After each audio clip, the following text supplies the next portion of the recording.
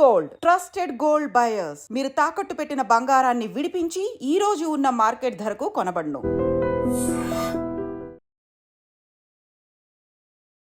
Welcome to iDream. నేను మీ భవ్య. ఇప్పుడు మనతో పాటు ఉన్నారు professor of critical care medicine and కోవిడ్-19 treatment expert Kiran Madhala sir ఉన్నారనమాట. సార్ని అడిగి మీకున్న భయాలన్నీ పోగొట్టడానికి సార్ చాలా ఇంపార్టెంట్ డీటెయిల్స్ చెప్తున్నారు, విందాం. నమస్తే సార్, ఎలా ఉన్నారు నమస్తే సార్? ఐడ్రీమ్ ప్రేక్షకులకి నమస్తే మేడం. నమస్తే సార్. సార్, ఇక్కడ నేను మీ ప్రజలకున్న భయాలు అని ఎందుకు అన్నానంటే, ఒక రకంగా కోవిడ్ వస్తుంది అని అంటున్నారు. మళ్ళీ చాలా ర్యాపిడ్‌గా పెరుగుతుంది అన్నారు. రీసెంట్‌గా మన అందరికీ ఐడియా ఉండటానికి అవును. చూసుకుంటే సెలబ్రిటీస్‌నే పట్టించుకుంటారు గదా! అవును. సో, మంజుల ఘట్టమనేని వాళ్ళ అవును. సిస్టర్‌కి గూడా కోవిడ్ పాజిటివ్ వచ్చిందని వింటున్నాం. ఇవన్నీ విన్నాక అందరికి మళ్ళీ ఒక భయం స్టార్ట్ అవుతుంది. అవును. ఒక రకంగా కోవిడ్ ఫస్ట్ వచ్చినప్పుడు కూడా భయం వల్లే చాలా మంది చనిపోయారు. చని ఇప్పుడు మళ్ళీ అదే భయం మొదలవుతుంది అని అనిపిస్తుంది. సో, దీనికి సంబంధించి మీరు ఏ అవేర్‌నెస్ ఇస్తారు? ఈసారి ఎలా సింప్టమ్స్ ఉంటాయి? అయితే అయితే అమ్మా ఇప్పుడు యాక్చువల్‌గా కోవిడ్-19 ఏదైతే ఉందో ఫస్ట్ మనకి భయం అనేది ఎక్కడ మొదలైందనంటే హాంకాంగ్, సింగపూర్‌లో కేసెస్ నమోదవుతున్నాయి హ్మ్. అనేది అక్కడి నుంచి ప్రపంచానికి తెలిసింది అక్కడి నుంచి. హ్మ్. సో, అక్కడ మనం ఫస్ట్ మన ఇండియాకి ఇంకా ఇప్పుడిప్పుడే మహారాష్ట్ర, కేరళలో నమోదవుతున్నాయి అంటున్నారు. నిన్న నేను ఎంఓహెచ్‌డబ్ల్యూ వెబ్‌సైట్‌లో చూసినప్పుడు అఫీషియల్‌గా 164 కేసెస్ నమోదైనాయి. అవి హ్మ్. చాలా తక్కువ. హ్మ్. సో, మన సింగపూర్‌లో ఉన్నటువంటి వేరియంట్స్‌ని గూడా అనాలిసిస్ చేసినప్పుడు ఏదైతే సింగపూర్ గాని, ప్రపంచంలో ఏ దేశం గూడా కోవిడ్-19 సీక్వెన్సింగ్ చేసినప్పుడు ప్రపంచ ఆరోగ్య సంస్థ ఆర్గనైజ్ చేసినటువంటి జీఐఎస్ఏఐడి అనే వెబ్‌సైట్‌లోకి వాళ్ళు పొందుపరచాలి. ఓకే. మీరు ఈ దేశంలో ప్రపంచంలో ఏ నలుమూలల్లో శాంపుల్ తీసినా అక్కడ అప్డేట్ జేయాలి. హ్మ్. సో, సింగపూర్ అయినా, అది హాంకాంగ్ అయినా, ఇండియా అయినా ఎవరైనా. హ్మ్. సో, నేను ఆ జీఎస్ఐడి వాటిల్లో ఆ వెబ్‌సైట్‌లో నేను చూసినప్పుడు అక్కడున్న మే తర్వాత పర్టిక్యులర్‌లీ ఇప్పుడు రీసెంట్ కేసెస్ కాబట్టి మే తర్వాత నమోదైనటువంటి కలెక్ట్ చేసి, అనలైజ్ చేసిన కోవిడ్-19 శాంపుల్స్ నేను విశ్లేషించినప్పుడు అక్కడ కోవిడ్ ఆ వేరియంట్స్ ఏమున్నాయనంటే అది ఆల్రెడీ ఒమిక్రాన్ అనేది 2022 వరకు మనం చూసాం.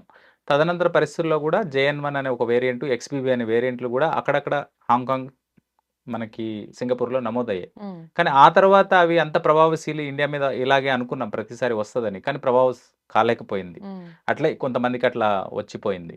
కానీ ఈసారి గూడా చూసినప్పుడు ఈ వేరియంట్స్ కూడా గతంలో ఉన్న వేరియంట్స్‌కి దగ్గరగానే ఉన్నాయి. ఈవెన్ హ్మ్. దో మనకి పేర్లు చెప్పుకోవాలంటే ఎన్‌బీ-181 హ్మ్. అనే ఒక వేరియంట్. ఈ హ్మ్. ఏదైతే 171 శాంపుల్స్ అప్డేట్ చేశారు వాళ్ళు హ్మ్. Singapore government from May first తర్వాత. హ్మ్. హ్మ్. అందులో ఏదైతే ఒమిక్రాన్ BA.286 హ్మ్. తదనంతరం వచ్చిన జేఎన్-1 హ్మ్. దాని సంతతికి చెందినవే ఉన్నవి. హ్మ్. వీటికి ఎట్లుంటుందనంటే అంటే జనరల్‌గా కోవిడ్-19 తొలినాళ్లలో మనకి చాలా ప్రమాదకరమైన వేరియంట్స్ వచ్చాయి. మీకు కూడా అవును. తెలుసు ఫస్ట్, సెకండ్ వేవ్‌లో మనకి ఆల్ఫా, హ్మ్. బీటా హ్మ్. వేవ్ అనే వాటిని వేరియంట్ ఆఫ్ కన్సర్న్‌గా ప్రకటించారు. హ్మ్. తర్వాత ఒమిక్రాన్ వచ్చిన దగ్గర నుంచి వేరియంట్ ఆఫ్ ఇంట్రెస్ట్‌గా అంటే దాని తక్కువ దశ. హ్మ్. సో, ఒమిక్రాన్ వేరియంట్ ఆఫ్ ఇంట్రెస్ట్‌గా పెట్టారు. అక్కడ అప్పటికే కన్సర్న్ తగ్గిపోయింది. హ్మ్.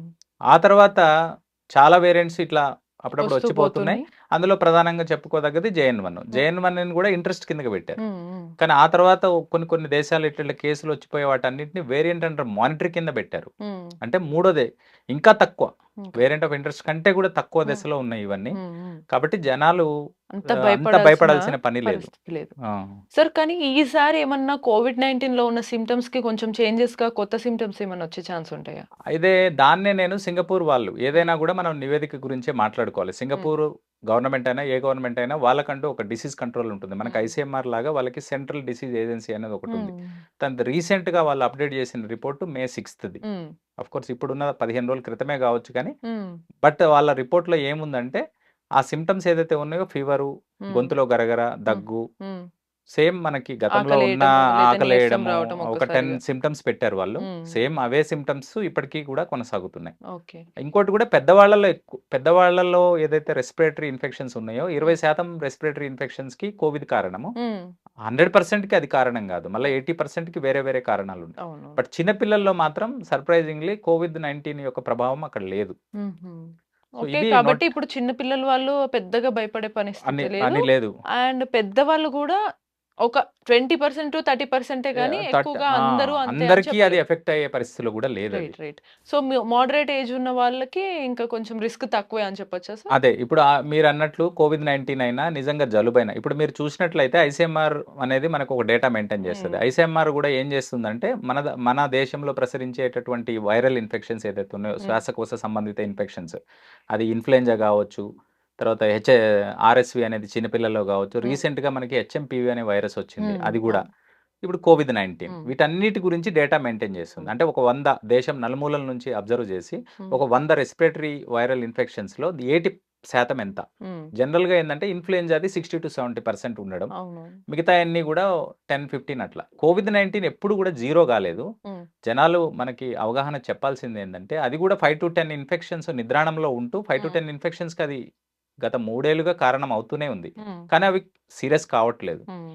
సో, ఇప్పుడు ప్రెజెంట్ నేను చూసిన నమూనాలు ఏందంటే మేలో హ్మ్. పర్టిక్యులర్‌గా పోయిన మేలో గూడా ఇప్పుడు నమోదయ్యే ఇన్ఫెక్షన్సే తక్కువగా ఉన్నాయి. హ్మ్. హ్మ్. జలుబుతో సంబంధిత ఇది టైం కాదు యాక్చువల్‌గా. హ్మ్. హ్మ్. ఇప్పుడు మనకి వర్షాకాలం స్టార్ట్ అయిన టైంలోనో, అవునవును. ఆగస్టు ఆ టైంలోనో ఎక్కువగా ఇన్‌ఫ్లుయెంజా వస్తది. హ్మ్. ఇప్పుడు ఎక్కువగా ఉండవు. కానీ అవును. నమోదైన కేసులు సింహభాగం కోవిడే ఉన్నాయి ఇప్పుడు. హుహు.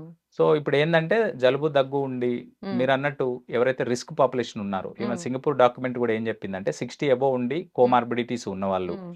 ప్రెగ్నెంట్ వుమెన్, హ్మ్. మూడోదేంటంటే మీకు ఇమ్యూనిటీ ఏదో రూపంలో తక్కువుండేవాళ్ళు. హ్మ్. హ్మ్. అది ఆర్గాన్ ట్రాన్స్‌ప్లాంట్ అయిన తర్వాత ఇమ్యూనిటీని సప్రెస్ చేస్తారు. అలాంటి వాళ్ళు గావచ్చు. హ్మ్. తర్వాత కొంతమందికి హెచ్ఐవి అట్లా ఉండి ఇమ్యూనిటీ హ్మ్. తక్కువగా ఉండొచ్చు. లేదు స్వతహాగానే ఇమ్యూనిటీ ప్రాబ్లమ్ ఉన్నవాళ్ళు. హ్మ్. వాళ్ళకి కొంత సీరియస్ అయ్యే అవకాశం ఉంది. 100% అని చెప్పలేము. కొంచెం అలాంటి వాళ్ళు కొంచెం డెఫినెట్‌లీ కేర్‌ఫుల్‌గా రెసిస్టెన్స్ తక్కువుంటుంది కాబట్టి ఉంటుంది కొద్దిగా కాబట్టి ఇబ్బంది పడుతుంటారు. వాళ్ళు జాగ్రత్తలు కొద్దిగా రైట్. అలర్ట్‌గా ఉంటే మంచిది. రైట్. అంతే. సార్ ఇప్పుడు ఈ కోవిడ్-19 వస్తుందంటే సగం చాలామంది మళ్ళీ కేసులు పెరుగుతున్నాయనే భయంతోటి ఉన్నారు కాబట్టి, వీళ్ళు ఇంతకుముందు గతంలో వ్యాక్సినేషన్స్ తీసుకున్నారు. దానికి అదే ఇప్పుడు ప్రభావం చూపించి ఏమన్నా వాళ్ళందరినీ గూడా సేఫ్‌గా ఉంచే ఛాన్స్ ఉంటుందా? లేదా మళ్ళీ కొత్తగా వ్యాక్సిన్స్ గాని, మెడికేషన్స్ తీసుకుంటూ కంటిన్యూ చేయాలంటారా? ఫస్ట్ ఆఫ్ ఆల్ అది కరెక్ట్ అమ్మా. ఎందుకంటే ఏ డిసీజ్‌కైనా వ్యాక్సిన్ ఉంటుంది. హ్మ్. పర్టిక్యులర్‌లీ ఇది వైరల్ ఇన్ఫెక్షన్ కాబట్టి వ్యాక్సిన్ ఇంకోటి ఇన్‌ఫ్లుయెంజాకి సంబంధించింది. హ్మ్. అంటే ఈ త్వరగా రూపాంతరం చెందుతాయి. వ్యాక్సిన్ గూడా ఏందంటే ఎవ్రీ 1 ఇయర్‌కి కంపోజిషన్ చేంజ్ చేసుకుంటా ఉండాలి. హ్మ్. సో, ఈ వ్యాక్సిన్‌లు గూడా ఒమిక్రాన్‌కి అప్‌డేట్ అయిపోయినాయి హ్మ్. ఆల్రెడీ. హ్మ్. ప్రాబ్లమ్ ఏందంటే ఈవెన్ ప్రపంచ ఆరోగ్య సంస్థ గూడా ఒమిక్రాన్ తర్వాత వ్యాక్సిన్ మీద ఒక నివేదిక రిలీజ్ చేసింది. హ్మ్. డబ్ల్యూహెచ్ఓ ప్రపంచ ఆరోగ్య సంస్థ. ఏం చెప్పిందంటే ఎవరైతే ఇమ్యూన్ కాంపిటెంట్ ఉన్నారో వాళ్ళకి ఇప్పుడు మనలో చాలా మంది ఇప్పటికే 3 డోసులు తీసుకున్నారు. హ్మ్. అవును. 2 తీసుకొని బూస్టర్ ఉన్నోళ్ళున్నారు. హ్మ్. కొంతమంది మీరన్నట్టు భయాందోళనతో 10, 15 సార్లు గూడా తీసుకున్న వాళ్ళున్నారు. హ్మ్. సో, యాక్చువల్‌గా ఇప్పుడు చెప్పేదేంటంటే ఒమిక్రాన్ తదనంతర వైరస్‌లకి ఒక్క డోస్ సరిపోతుంది. హుహు. ఎవరైతే మీ ఇమ్యూన్ కాంపిటెంట్ ఉంది, అవునవును.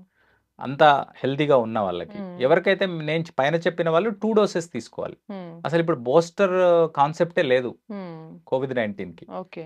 కానీ ఇప్పుడు మన వేరియంట్స్ గూడా అంత ప్రమాదకరమేం కాదు. మీరు హ్మ్. వ్యాక్సిన్ వేసుకొని, వాటి నుంచి మీరు రక్షణ పొందే అంత థ్రెట్టు లేదు. హ్మ్.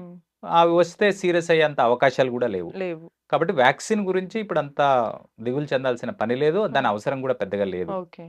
సో, మెడిసిన్స్ గురించి మాట్లాడితే మీరు కోవిడొచ్చిన తొలినాళ్లలో మనకి చాలా మందికి డాక్టర్స్‌కి అవగాహన లేదు. తర్వాత మన పేషెంట్స్‌కి అవగాహన లేదు. మెడిసిన్స్ గూడా అందుబాటులో లేవు. లేవు. ఫస్ట్ అన్నీ టైమ్ గూడా మనం వచ్చినప్పుడు ట్రయల్ అండ్ తెలీదు. ఎర్రర్ అవును. బేసిస్‌లో వాడాము. కానీ అవును. ఈ రోజు అట్లా కాదు. ప్రపంచ ఆరోగ్య సంస్థ ఇచ్చిన రిపోర్ట్స్‌లో రెమ్డెసివిర్ కొంచెం హ్మ్. మధ్యస్థ స్థాయి వాళ్ళకి రెమ్డెసివిర్ వాడొచ్చని హ్మ్. చెప్పింది. హ్మ్. తర్వాత స్టార్టింగ్ వాళ్ళకే యాంటీవైరల్ హ్మ్. మెడిసిన్స్ కూడా మనకు అందుబాటులో ఉన్నాయి. హ్మ్.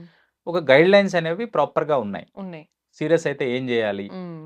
మనకి సీరియస్ అంటే ఏంటి? హ్మ్. ఈవెన్ చిన్న మీరు చేతికి పెట్టుకునే పల్స్ ఆక్సీ ద్వారా గూడా మీ హ్మ్. రక్తంలో ఉన్న ఆక్సిజన్ శాతాన్ని బట్టి గూడా హ్మ్. మీరు 90 బిలోకి పోతుందంటే అది మీరు అలర్ట్ గావాల్సిన అంశం. హ్మ్. సో, హ్మ్. ఆ చిన్న ఇండికేటర్స్‌తోనే మీరు ఓకే. హాస్పిటల్‌కి అంటే సమీపం బాడీ ఇప్పుడు ఒకవేళ సపోజ్ సార్ ఇప్పుడు ఏదొచ్చినా సరే కోవిడ్ వచ్చింది అనే పాయింట్ చెప్పారు కాబట్టి, కోవిడ్ వచ్చింది నాకు అందుకే నీరసం వస్తుందా? కోవిడ్ వచ్చింది అందుకే నేను ఎనర్జీగా ఉండలేకపోతున్నా, లేతే జ్వరం వస్తుంది, జలుబొస్తుంది అని అనుకుంటూ ఉంటారు. అవును. కాబట్టి వాళ్ళు క్లియర్‌గా వాళ్ళ ప్రాపర్ బాడీ కండిషను ఎలా ఉంటే వాళ్ళు హెల్తీగానే ఉన్నారు. కోవిడ్ వచ్చినా అనుకోవడానికి ఎలా ఉండొచ్చంటారు? ఇప్పుడు జనరల్‌గా కోవిడ్ అయినా గూడమ్మా ఫస్ట్ ఆఫ్ ఆల్ సింప్టమ్స్ వస్తుంది. అంటే హ్మ్. ఫస్ట్ ఫీవర్ వస్తుంది. హ్మ్. ఫీవర్ లో గ్రేడ్ ఫీవర్ ఉంది ఇందులో. హ్మ్. దాంతో పాటు ఎక్కువగా బాడీ పెయిన్స్, అనీజీ ఎక్కువగా ఉంటుంది హ్మ్. ఇప్పుడున్న వేరియంట్స్‌లో. హ్మ్. తర్వాత ఏందంటే అది ఆ దశకేం కాదు. కానీ హ్మ్. కొంతమంది నెక్స్ట్ దశకు గూడా వెళ్ళే లంగ్స్‌లోకి చేరి హ్మ్. దగ్గు, ఆ తర్వాత ఇంకా ఆక్సిజన్ పెట్టుకునే స్థాయికి వెళ్తేనే ప్రమాదం అది. హ్మ్. కానీ స్టార్టింగ్ బాడీ వీక్‌నెస్, ఫీవర్ దశలోనే ఫీవర్ ఎక్కువ రోజులుగా ఉంది అంటే మాత్రం మనం అలర్ట్‌గా ఉండాలి. హ్మ్. ఎందుకంటే ఫీవర్ ఉన్నప్పుడే లోపల మనకి హ్మ్. ఏదో సంథింగ్ జరుగుతున్నట్టు. హ్మ్. ఒక హ్మ్. 3, 4 రోజులు ఫీవర్ ఉంటే ఏం కాదు. అది బియాండ్ వీక్ కంటిన్యూ అవుతుందంటే మాత్రం, దగ్గు గూడా స్టార్ట్ అయిందంటే మాత్రం అప్పుడు డెఫినిట్‌గా కొంచెం జాగ్రత్త మనం తీసుకోవచ్చు. సమీపంలో ఉన్న డాక్టర్ దగ్గరికి వెళ్ళడం, లేకపోతే ఇంట్లో మీకు ఏదైనా మిషన్ ఉంటే హ్మ్. అట్‌లీస్ట్ పల్స్ ఆక్సీ పెట్టి చెక్ చేసుకోవడం. రక్తంలో శాతం హ్మ్. ఆక్సిజన్ శాతం ఒకవేళ 90, 95 అబోవ్ ఉంటుంది. హ్మ్. 93 అబోవ్ వరకు ఉన్నా గూడా ఏం గాదు. బట్ అది సాచురేషన్ అనేది అది చెక్ 92, చేసుకుంటా 93, ఉండాలి. మీకు 95 నిజంగా ఉన్నా అంత హ్యాపీ. డౌట్ ఉంటే. హ్మ్. అది గూడా నేను పైన చెప్పిన రిస్క్ పాపులేషన్. హ్మ్. నార్మల్ పాపులేషన్‌కి అసలు రిస్క్ వచ్చే రిస్క్ అవకాశం గూడా లేదు. లేదు. సో, సార్ ఇప్పుడు ప్రాబబ్లీ మీరు చెప్పినట్టు చూసుకుంటే గనక ఆల్రెడీ డోసులు తీసుకున్న వాళ్ళున్నారు. చాలా అవును. వరకు వాళ్ళకి ఆల్రెడీ ఇమ్యూనిటీ ఎంతో రెసిస్టెన్స్ కొంత అనేది ఉంది. అది లేని వాళ్ళకి కొంచెం రిస్కు. వాళ్ళకి అవును. ఇంట్లో తెలుస్తూ ఉంటుంది గదా! ఇంట్లో ఎవరికైతే అవును. వీక్ ఉన్నారో పర్సన్స్ అని, వాళ్ళ విషయంలో జాగ్రత్తగా ఆ! ఉండాలి. సార్ ఇవన్నీతో పాటు సగం మంది ఇవన్నీ ప్రాపర్‌గా ఉండి కూడా చనిపోయిన వాళ్ళున్నారు గతంలో కోవిడ్ టైంలో. అవును. వాళ్ళందరూ గూడా మనం చూసిందే భయంతోనే ఎక్కువ మంది చనిపోయారు. అవును. సో, వాళ్ళకి మీరేం చెప్తారు? అవునమ్మా. యాక్చువల్‌గా మేము నిజామాబాద్‌లో గూడా నేను ఈ గాంధీకి రాకముందు నిజామాబాద్‌లో కోవిడ్ ఆసుపత్రి ఉండేది. మాది హ్మ్. గూడా మాకు ప్రధానంగా ఏందంటే తెలంగాణకి మొట్టమొదట డెల్టా వేవ్ వచ్చింది నిజామాబాద్‌కే. ఎందుకంటే హుహు. మహారాష్ట్రలో పుట్టింది డెల్టా హ్మ్. వేరియంట్ పూణే హ్మ్. హ్మ్. ఆ రహదారి ప్రాంతంలో. ఓకే. ఆ ప్రాంతంలో పుట్టిన ఫస్ట్ కేసెస్ మేమే చవిచూసాం. ఆ ఓకే. టైంలో ఒక ఐసీయూకి నేను ఇన్‌చార్జ్‌గా ఉన్నాను. హ్మ్. నా దగ్గర ఆ డేటా గూడా మొత్తం మెయింటైన్ చేశాం. హ్మ్. అయితే నేను ప్రత్యక్షంగా చూసిన వాళ్ళలో చాలామంది ఒక హ్మ్. చాలా ఓల్డ్ పర్సన్స్ మనం అనుకునే 60 అబోవ్ కాదు 80 హ్మ్. అబోవ్ ఒక పేషెంట్ హ్మ్. సిటీ సివియారిటీ స్కోర్ 25 మాక్సిమం అంటారు ఓకే. జనరల్‌గా. 23 ఉండింది ఆమెకి. హుహు. మరి 80 అబోవ్ అంటే మన లెక్కల్లో అసలు చాలా సీరియస్ అనే పరిస్థితి. మరి అవునవును. అలాంటి ఆమె గూడా ఒక 15, 20 డేస్ హ్మ్. మన ఆసుపత్రిలో ఉండి వెంటిలేటర్ మీద గూడా 15 డేస్ ఉండి రికవర్ అయిన సందర్భాలు గూడా ఉన్నాయి. హ్మ్. మరి అదే తరహాలో ఒక హ్మ్. యంగ్ పేషెంట్ హ్మ్. ఆయనకంత సివియారిటీ గూడా లేదు. హ్మ్. అంటే మనం 10, 12, 13 ఆ రేంజ్‌లో ఉండి హ్మ్. హ్మ్. అప్పుడప్పుడే దగ్గు స్టార్ట్ అయ్యి కొంచెము ఇక సింప్టమ్స్ మనకి తెలిసిపోతుంది. సాచురేషన్ కూడా బిలో అవునవును. 90కి పోతున్నప్పుడు మనం అక్కడ వాళ్ళకి ట్రీట్మెంట్ ఇస్తారు. సీప్యాప్ అవి పెడతాం. హ్మ్. పెట్టినప్పుడు ఆయన ఆ భయంతో దాన్ని ఉంచుకోలేదు అది. ఆ హుహు. మిషన్‌ని పెట్టుకోకపోవడం వల్ల ఆ గ్యాప్స్ బాగా ఉండేవి. మధ్యలో వాటర్ తాగడానికి హ్మ్. భయంతో తీసేయడము. ఆ ఆక్సిజనేషన్ ప్రాపర్‌గా మెయింటైన్ కాకపోయేది సరికి ట్రీట్మెంటు ఇంకా సివియర్ అవుతుంది గదా! హైపోక్సియా రక్తంలో ఆక్సిజన్ తగ్గుతూ పోతా ఉంటే డ్యామేజ్ ఇంకా పెరుగుతా ఉంటుంది. అవునవును. సో, దానివల్ల ఆ భయం వల్లనే ఆయన చనిపోయాడు. ఓకే. సో, సో, ఆ భయానికి అంటే ఆక్సిజన్ మాస్క్ పెట్టుకుంటే ఏదో అవుతుంది అనే అనే ఫీలింగ్ భయం. అంటే ఆయనొచ్చి నాకేదో ఉంది లోపల. హ్మ్. ఏదో మిషన్ ఏం లేదు. ఈ మిషన్‌కి ఆక్సిజనొస్తది. హ్మ్. నాకు ఏదో ఉంది. నేనేదో అయిపోతానని ముందే ఊహించుకొని, ఆ భయంతోనే పాపం కళ్ళ ముందే చనిపోయాడు. ఒక యంగ్ 35 ఇయర్స్ ఉంటాడేమో. హ్మ్. మరి అలాంటిది చాలా సీరియస్ ఉన్న ఒక 80, 85 ఇయర్స్ ఉన్న ఒక లేడీ. లేడీ బతికింది. హ్మ్. అంటే వీళ్ళిద్దరికి ఉన్న డిఫరెన్స్ ఏంటి? హ్మ్. భయమే మీరు హ్మ్. చెప్పినట్టు. రైట్. So, right. కాబట్టి భయాందోళన అనేది మంచిది కాదు. మంచిది కాదు. రైట్. సో, క్లియర్‌గా మనకి సార్ చాలా క్లియర్‌గా చెప్పారు. అండ్ ప్రాబబ్లీ మీరు ఈ డబ్ల్యూహెచ్ఓ ఇటువంటి అవును. అఫీషియల్ సైట్స్ కూడా అవును. ఆన్ ద అదర్ సైడ్ మీరు హ్యాండిల్ కూడా అవును. చేస్తూ ఉంటారు కదా అది సార్? ఇంకోటేందంటే అమ్మా డబ్ల్యూహెచ్‌ఓ ఇప్పుడు అదే చెప్పాను. హ్మ్. కోవిడ్-19 అనే కాకుండా శ్వాసకోశ సంబంధిత వైరల్ ఇన్ఫెక్షన్స్ అనేవి హ్మ్. ఎందుకు వాటికి వెబ్‌సైట్ ఉండాలంటే అవి చాలా రూపాంతరం చెందుతాయి. హ్మ్. జనరల్‌గా ఏందంటే చాలా ఫాస్ట్‌గా. అదే హ్మ్. మీకు టైఫాయిడ్, బాక్టీరియా ఇవన్నీ గూడా కొన్ని సంవత్సరాలు పెడితే ఈ 1 ఇయర్, 2 ఇయర్స్‌కే మ్యుటేషన్స్ ఒస్తాయి. హ్మ్. సో, హ్మ్. ఈ మ్యుటేషన్స్ అనేవి ఒక దగ్గర స్టార్ట్ అయిందంటే హ్మ్. ఇప్పుడు మీరు చూసారు గదా! సింగపూర్‌లో ఉన్నది మనకి ప్రమాదకారిగా మారుతుంది. అంటే హ్మ్. ప్రపంచం నలుమూలలకి ప్రమాదకరంగా ఉంటుందని గాబట్టి హ్మ్. సో, ఆ ప్రతి దేశంలో ఏదైతే కేసులొస్తున్నాయో వాళ్ళందరూ శాంపుల్ జీనోమ్ సీక్వెన్సింగ్ జేసి, ఒక కామన్‌ది పెట్టుకున్నారట హ్మ్. ప్లాట్‌ఫార్మ్ హ్మ్. జిఐఎస్-ఏఐడి అనేది. హ్మ్. హ్మ్. అందులో మనకి ఇన్‌ఫ్లుయెంజా గావచ్చు, కోవిడ్-19 ఇప్పుడు కొత్తగా యాడ్ హ్మ్. జేశారు. సో, వాళ్ళు అందులో పొందుపరచాలి. హ్మ్. సో, దానిని ఎవరైనా చూసుకోవచ్చు. అవును. యాక్సెస్ ఉన్నవాళ్ళు ఎవరైనా ఇప్పుడు నాకు యాక్సెస్ ఉంది హ్మ్. కాబట్టి నేను అందుకనే మన చూస్తారు. వదంతుల్ని నమ్మను నేను కూడా. హ్మ్. హ్మ్. డైరెక్ట్‌గా చూస్తాను. మే తర్వాత శాంపుల్స్ ఏమేమున్నాయి, సింగపూర్ హ్మ్. వాళ్ళు ఏమిచ్చారు, అవును. అందులో ఏ వేరియంట్స్ ఉన్నాయి. హ్మ్. అవన్నీ చెప్తారు. So, okay. దాన్ని బట్టి మనం ఒక అంచనాకు రావచ్చు. ఓకే. నిజంగా ఏది రైట్. సార్ అది. దీనివల్ల ఏమవుతుందంటే చాలామంది ఎవరు చెప్పేది నమ్మాలి, ఒకరు బాగా అవును. సీరియస్ అంటారు, కొంతమంది కాదంటారు అనే అవును. భయంతో ఉన్నారు. సో, నేను అందుకే అఫీషియల్‌గా మీకు అవన్నీ యాక్సెస్ ఉంటుంది కాబట్టి నేను అవును. మీ ద్వారా చెప్పిద్దాం అనుకున్నాను.